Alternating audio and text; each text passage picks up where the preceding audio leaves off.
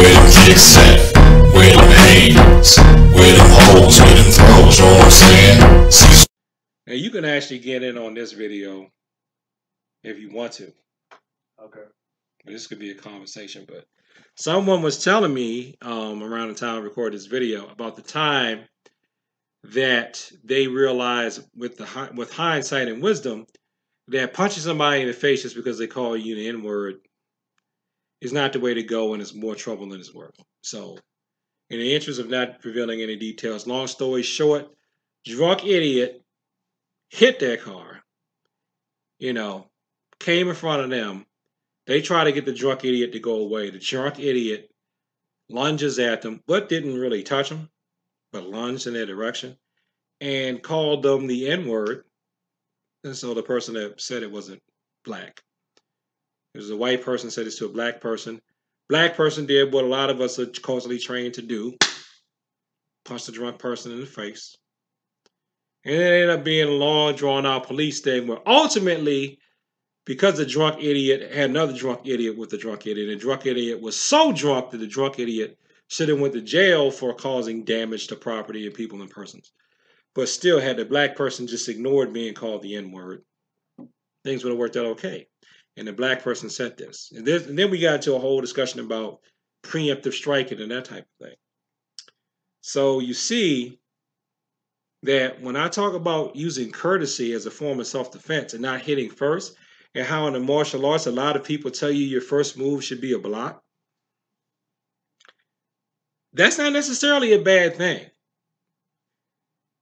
Sometimes if you think somebody's going to hit you and you actually do a defensive block or parry first before you hit, you're showing that you're trying not to fight.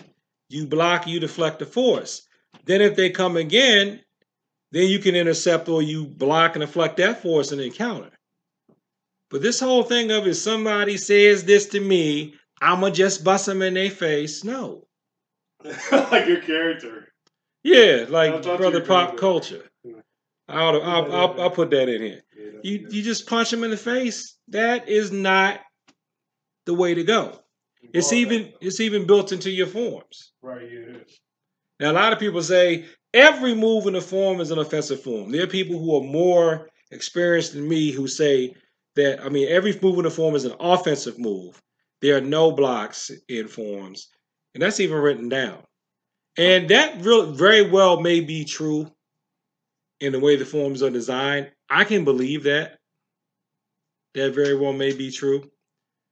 But we need to change things to adapt to the times. So if maybe at the time the form was developed, there were no defensive moves, I argue that now there are defensive moves. Since my system has been certified by people who are not me, then I can declare this. In my system, there are blocks. In my system, there are defensive moves. If you don't have it in your system, that doesn't make your system wrong. That doesn't make your system bad. But I am doing my system for what I have had to face today. Just like all styles come up based on what the people who make the variation to the same thing that's already there. They make the variations based on what they have to deal with in their country, society, terrain, whatever. I'm a civilian. I do civilian work. It is not my job to arrest people. My job is to be a generalist in violence so that whatever happens to me as a civilian, I can handle. Best believe you drop me in a war zone, I have a uniform on, I have a gun, I'm killing you, I'm shooting you because I'm in a war zone, because we're at war. But if I'm getting a cup of coffee and you bump into me and spill some coffee on me, and then you look like you're going to hit me, I'm not going to preemptively strike you because I don't want to get hit. I'm going to try to move away so I don't get hit. Okay? I'm going to do my best to not hit you. And then if you just don't stop and I got it, I got it. But I'm not going to just go there first. I'm not going to just roundhouse kick you in the head because you call me the N-word. Okay? There's one thing, come here. So you don't have your shirt on. So they just poke me right here in the shoulder. Okay? So you can see that. So he's poking me, right? Yeah, okay, poke me right here, poke me. Now I was told I'm gonna do the response first. Okay. So that this thing was done by you can't see him, but this move right here. Thank you. I was told that one application for the salute that you do at the beginning of forms, if somebody's poking you in the chest, you grab them and basically grab them and wrench their arm down. Now, you think they could still hit you anyway.